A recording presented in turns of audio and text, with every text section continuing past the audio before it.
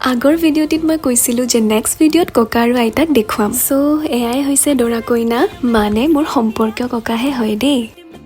বাৰু ফাষ্ট ফুডত আছিলে baby corn veg pakora chicken pakora fast food বুলি ক'লে মোৰ সবেই ভাল লাগে পিছে আপোনালোকৰ ফেভৰেট ফাষ্ট ফুড কি কমেণ্টত জনাব